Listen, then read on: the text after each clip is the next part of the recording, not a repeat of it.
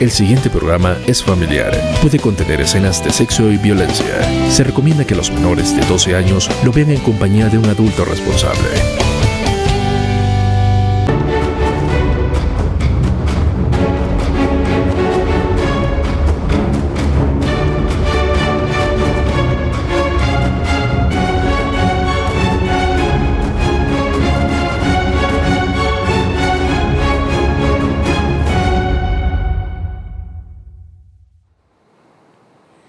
Hola, muy buenas noches, bienvenidos a Legalmente Hablando. Yo soy Tatiana Jerez y los invitamos para que en esta noche se conecten a través de Facebook Live y hagan todos sus comentarios frente al tema de esta noche.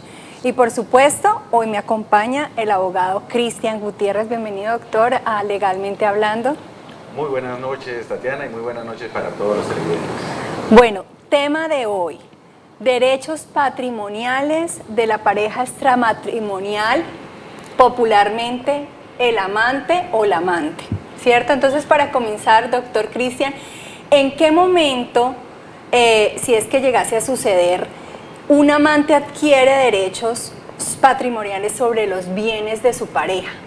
Bueno, aquí pasa algo muy interesante y la pregunta que más me fastidia de los abogados cuando dicen depende, pero aquí sí tendría que decirlo, porque depende si la pareja está casada primero o si está soltera, porque si está soltera no podríamos llamarla la amante, sino pues una compañera o habitual acompañante o incluso la pareja de unión libre.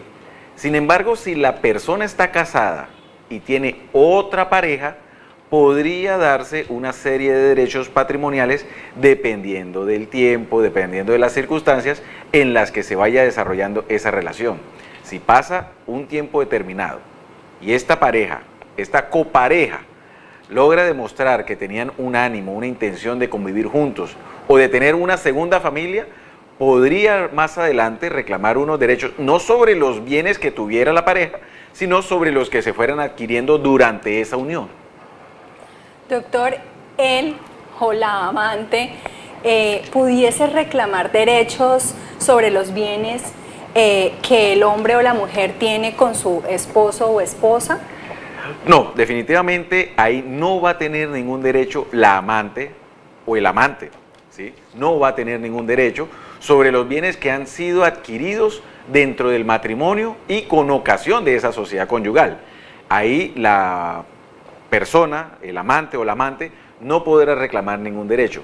Pero lo que sí podría demostrar más adelante ante un juez es, sea por una unión marital de hecho, que es una unión libre, o por una sociedad de hecho, que es una figura del derecho comercial, podría reclamar derechos que ella, esa persona, sea el hombre o la mujer como amante, haya adquirido junto con esa persona que está casada. Y pongo un ejemplo. Un caso que ocurrió, y aquí lo puedo decir un poquito con detalle, en el San Andresito de Bucaramanga. La persona, el comerciante, estaba casado, pero dentro de ese matrimonio consiguió una chica y le dijo, ven, te voy a comprar este local comercial del San Andresito y tú lo vas a trabajar y te voy a llenar de mercancía y lo que tú trabajes es tuyo. Efectivamente, él compra ese local comercial a nombre de él, pero la mercancía llegaba a nombre de ella. ¿Qué ocurre? Que cuando este señor fallece, la pareja, la esposa del señor que fallece, fue a reclamar los derechos sobre ese local comercial de San Andresito y por una jugada legal o por una muy buena estrategia jurídica del defensor de la que en ese momento era su amante, logró demostrar que ahí ese local era parte de una sociedad de hecho entre ese señor y esa comerciante que era su amante. Obviamente, ante el juez no se vio como la amante o como la pareja, sino como una socia comercial. Doctor, ¿qué ocurriría en el caso en que un hombre reconociera a un hijo de su amante, ¿cierto? Aunque sabe que no es su hijo legítimo, su hijo biológico, ¿puede impugnar esa paternidad más adelante? Estos casos, aunque parecen extraños, son más comunes de lo que parece. El señor o el chico que se da cuenta que su chica o la chica está embarazada de otra persona y por ese amor que le profesa a esa muchacha le dice, ven, yo sé que el hijo que estás esperando no es mío, pero yo lo voy a reconocer como mi hijo. Es decir, es desde el principio sabe que ese hijo no es de él.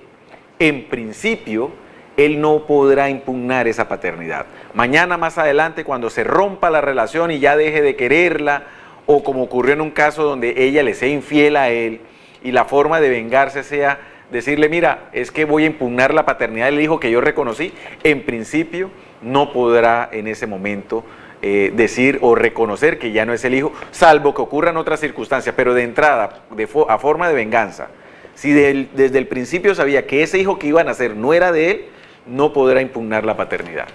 Doctor, y en el caso de que él hubiese reconocido, ¿cierto?, el hijo del amante y aparece el padre biológico, ¿qué pasaría ahí con los derechos de ese hijo?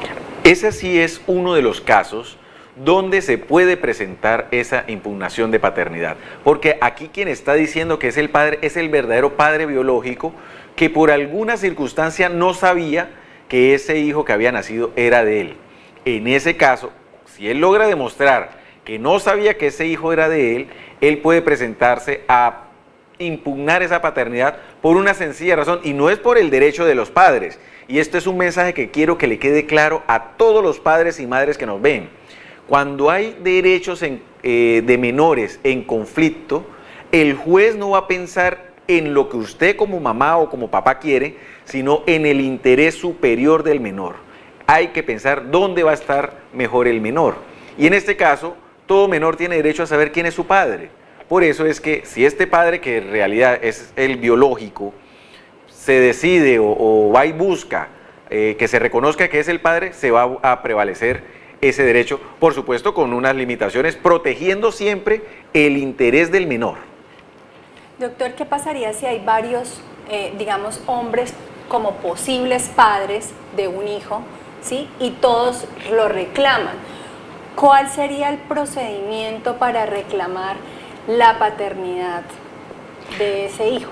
Bueno, hay un caso similar, ocurrió también en Bucaramanga.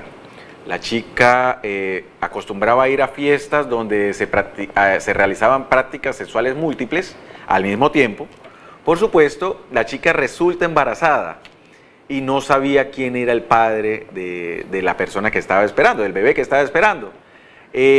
Presentó la demanda de paternidad y por supuesto tuvo que demandar a las 8 personas que creía ella que eran el padre de la menor. Bueno, ya les adelanté que sí fue una menor que la que nació. Efectivamente, entre esas 8 personas, las 8 personas tuvieron que hacerse la prueba de ADN, y dentro de esas 8 personas resultó, de acuerdo a la prueba de ADN, quién era el padre de la menor. Finalmente, en ese caso, ¿qué ocurre? Pues las 8 personas que fueron señaladas en la demanda por la mujer tuvieron que presentarse a hacer la prueba de ADN. Ahora, distinto es que sea el padre, o sea varios padres que digan, no, el hijo es mío, el hijo es mío. Es muy complejo, no lo he visto en la práctica, pero considero que aplicaría la misma regla. Tendría que demandar la filiación, si no está demandado el padre, si el menor no tiene un padre todavía reconocido, para que el juez reconozca que él es el papá, o impugnar la paternidad si ya hay un padre que ha reconocido a ese menor. Pregunta de la comunidad, doctor. La amante de mi esposo tiene un hijo, pero él ya le dijo que no es suyo. ¿Puede ella obligarlo a reconocerlo? No, de ninguna manera. La única forma en que se puede obligar a reconocer a un padre, a su hijo, es que sea el padre biológico. Y la prueba que siempre se va a decretar por el juez es la prueba de ADN. Hace muchos años, Tatiana, cuando no existía la prueba de ADN, la única forma de probar la paternidad era por los testimonios. Y era una prueba bastante humillante para las mujeres, porque tenían que decir, sí, yo me acosté con él en tal lugar, a tal hora, tales personas sabían que nosotros teníamos relaciones, y tenían que tratar de persuadir al juez. Hoy, con la prueba de ADN, hay 99.99% de seguridad de si es o no es el padre del menor. Y yo invito a las personas que nos ven a que confíen en los laboratorios certificados. Todos los procesos que llegan a la oficina sobre ese tema dicen, es que esa persona vive allá, ¿será que puede manipular el laboratorio? ¿Será que no lo puede manipular? Les puedo asegurar que esos laboratorios certificados son certificados porque hay muy pocas posibilidades, por no decir nulas, de que se puedan manipular esas pruebas. Doctor, ¿puede un hijo de una relación extramatrimonial reclamar la herencia tanto del padre biológico como del padre que lo reconoció? No, de ninguna manera. La persona hereda, la herencia, por eso se llama proceso de sucesión, es porque sucede al difunto. Una persona que hereda, que es la llamada heredar, sucede al difunto. Esa persona de la relación extramatrimonial solo puede suceder o reemplazar en la titularidad de esos bienes a quien es su padre. No puede reemplazar a quien no sea su padre. ¿Y cuál es la prueba con la que se tiene que presentar ante el juzgado? Con el registro civil de nacimiento que acredite que el difunto es su padre. O en subsidio con una sentencia del juez que lo reconozca como ahora se dice hijo de crianza. Pero de ninguna manera una persona puede hacer parte de dos sucesiones o heredar de dos personas en la misma calidad. Doctor, ¿qué derecho de herencia tiene el hijo del amante si el padre casado fallece sin haber dejado un testamento?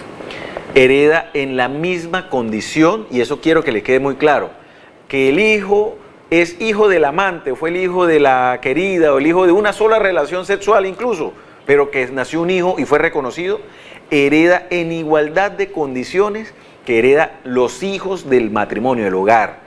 Es más, ese hijo que nunca lo quisieron reconocer, que nunca lo quisieron recibir en el hogar, porque era el hijo de la mala, de la bandida, de la vagabunda, digámoslo así, tiene el mismo derecho y hereda en igualdad de condiciones que el hijo santo, el hijo que iba todos los domingos a misa con el papá, el que acompañaba al papá durante su enfermedad, salvo que hayan causales de desheredamiento que solo son decretadas por un juez de familia. De resto, hereda en igualdad de condiciones.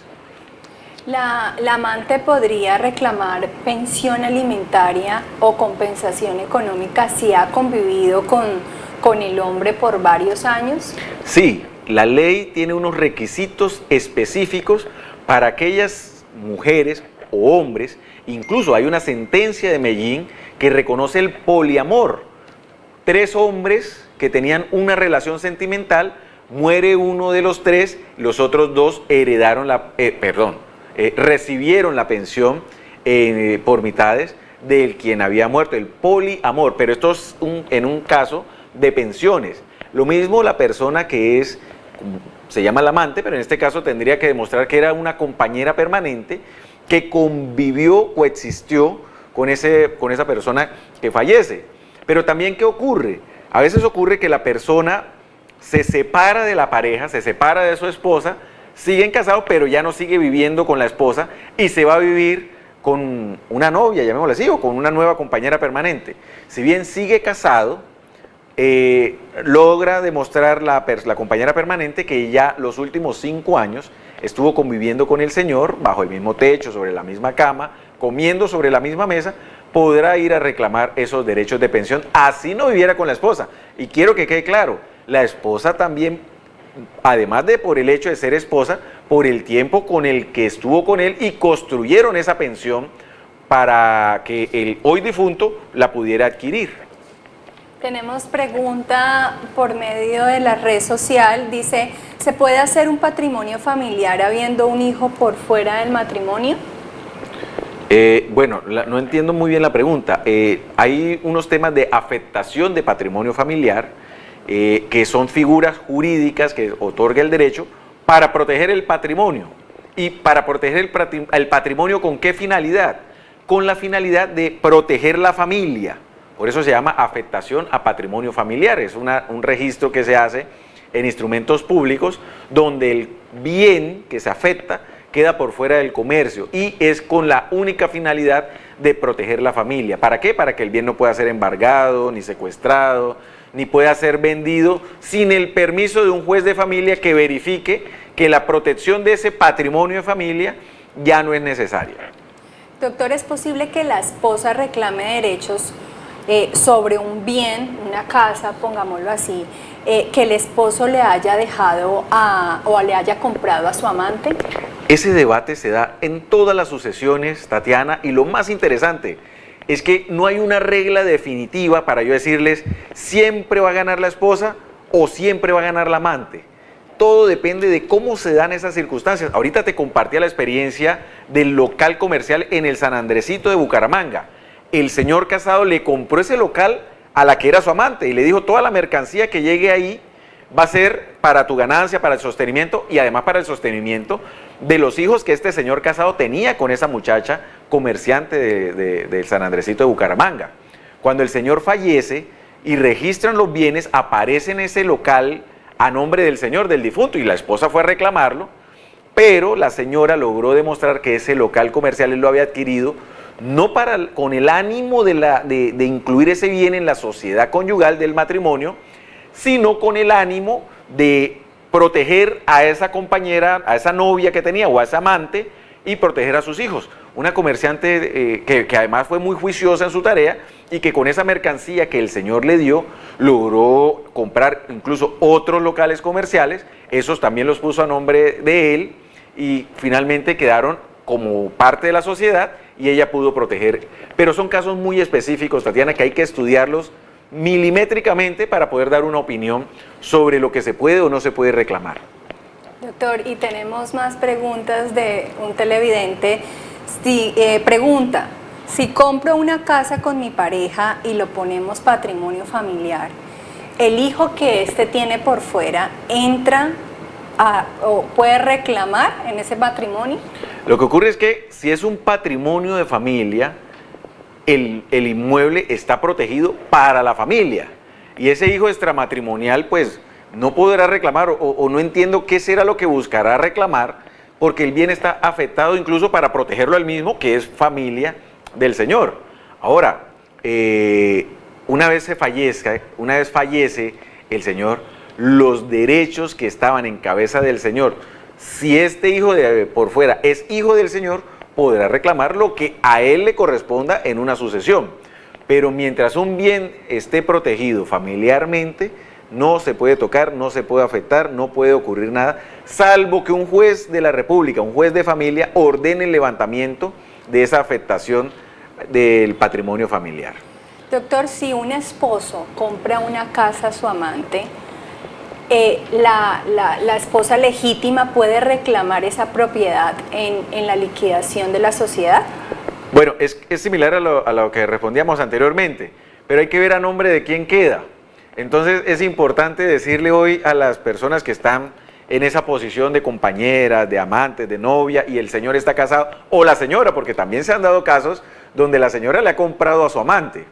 Hay que tener el cuidado de que cuando se compre ese bien, quede a nombre de ustedes, para que si llega a fallecer la persona, la pareja, o se llega a terminar la relación, el inmueble quede a nombre de ustedes y si se quiere reclamar sobre él, sea más difícil para el abogado que contraten tratar de reclamar algún tipo de derechos sobre ese bien. Pero es muy importante al momento de hacer la compra, a nombre de quién queda y si al mismo tiempo queda con algún tipo de afectación. Conocí un caso donde el esposo le compra la casa a la señora, la deja a nombre de él, pero hace una hipoteca a nombre de la novia. Cuando se va a separar de la esposa va a reclamar ese bien y aparece la novia y ejecuta la hipoteca que tenía sobre ese inmueble. Por supuesto, esas son trampas que se le hacen al derecho y si el juez no las advierte y no se las dicen porque el juez no es adivino, el juez tendrá que fallar en derecho y reconocer que había una hipoteca y darle la parte a la novia. Pero hay figuras jurídicas que se deben hacer desde el principio para evitar problemas, sea al momento de fallecer quien lo compra o al momento en que se termine la relación. Doctor, en caso tal, la amante puede exigir una pensión si, digamos, en este caso el hombre fallece, ¿cierto? Pero se comprueba que ella ha tenido una relación estable aparte. ¿Ella podría entrar a reclamar sobre esa pensión? No, definitivamente perdería el derecho, porque la pensión cuando fallece la persona, y esto es muy importante que lo tengan claro, se llama pensión de sobreviviente, que es una pensión, que es la pensión que tenía el compañero o la compañera al momento de morir. Si se logra demostrar que esa compañera era la novia, pero tenía su esposo, pues no podrá reclamar el derecho porque no necesita esa pensión. Entonces es muy importante que al momento de fallecer la persona y quieran reclamarse esa pensión de supervivencia, logre demostrar que sí se necesita, pero que además cumple con esos requisitos que exige la ley para que esta pensión se le pueda asignar. Los que sí podrán reclamar siempre pensión serán los hijos menores de 18 o menores de 25 si están estudiando, o mayores de 25 si tienen una discapacidad, demostrar que logre acreditar que necesitan esa pensión. Doctor, ¿qué sucedería si el hombre incluye al amante dentro de su testamento? ¿Su esposa podría impugnar esta decisión?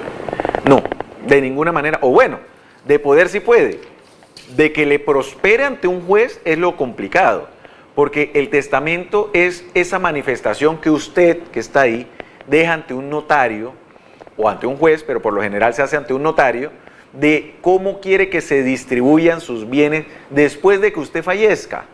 Es decir, ese testamento solo tiene validez al día siguiente de que usted fallece.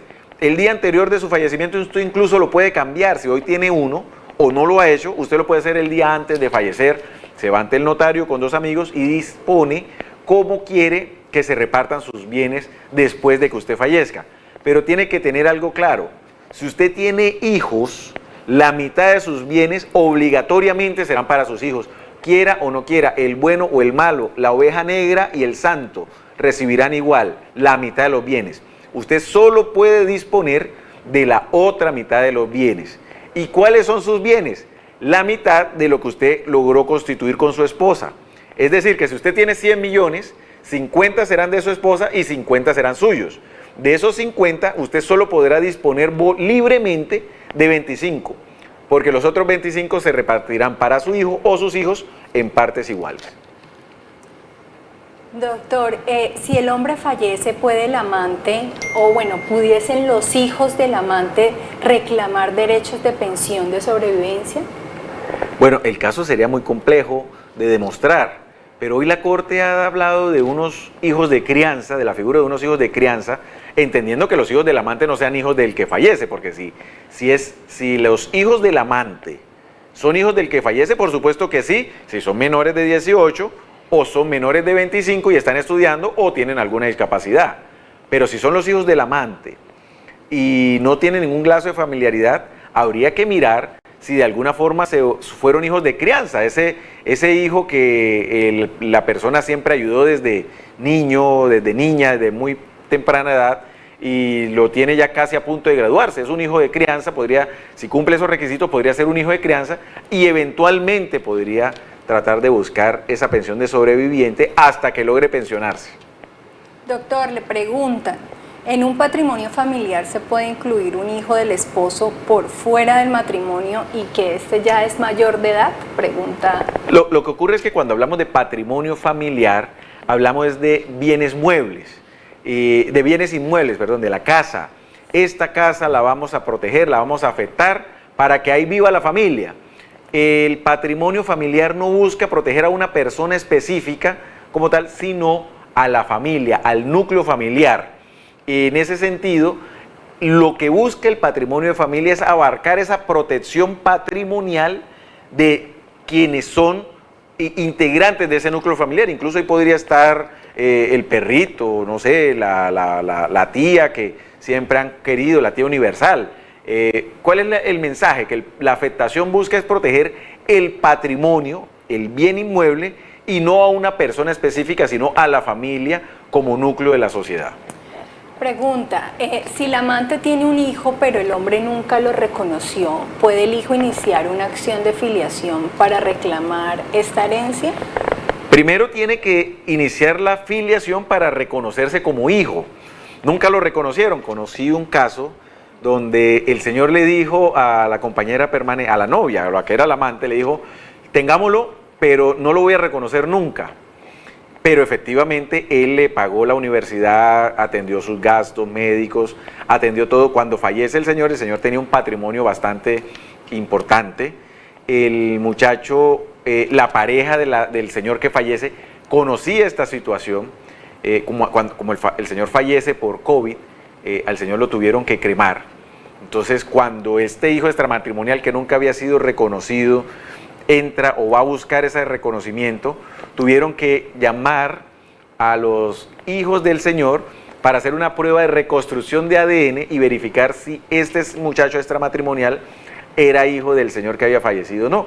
Efectivamente se logró demostrar que sí era hijo de él por esa reconstrucción de ADN que se hizo con los hermanos y pudo entrar a reclamar parte del patrimonio de quien era su padre en vida.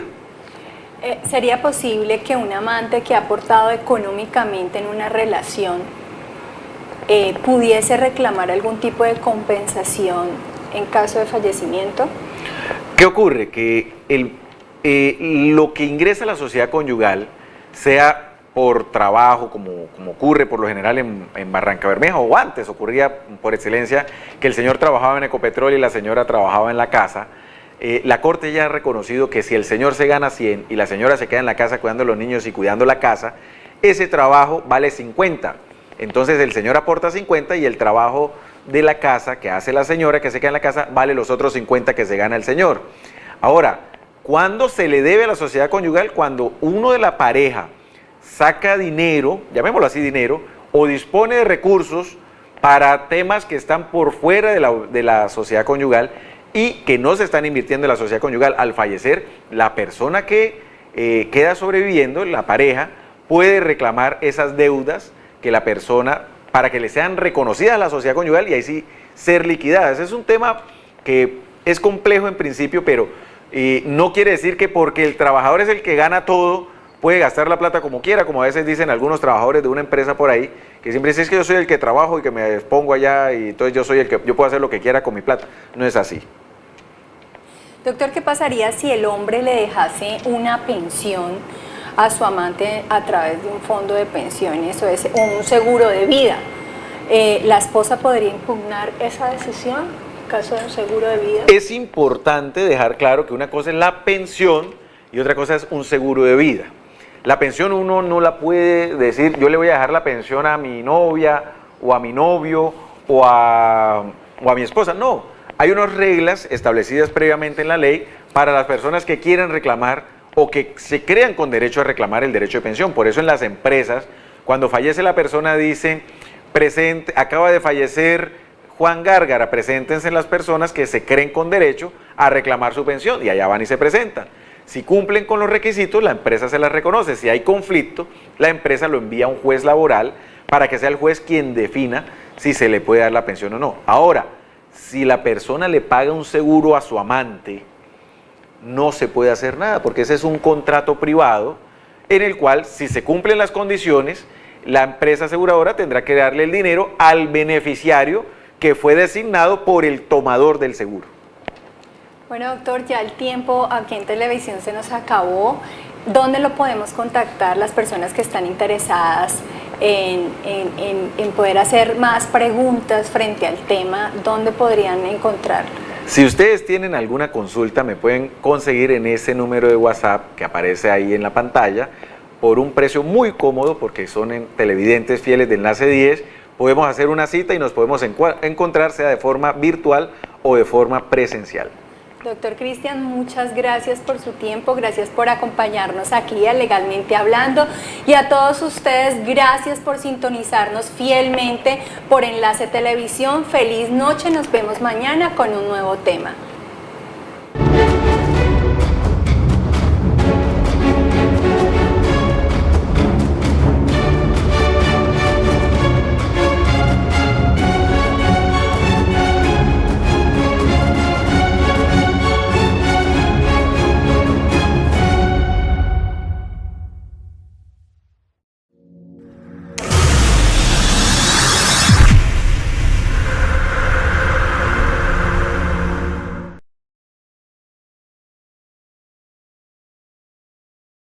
El siguiente programa es familiar. Puede contener escenas de sexo y violencia. Se recomienda que los menores de 12 años lo vean en compañía de un adulto responsable.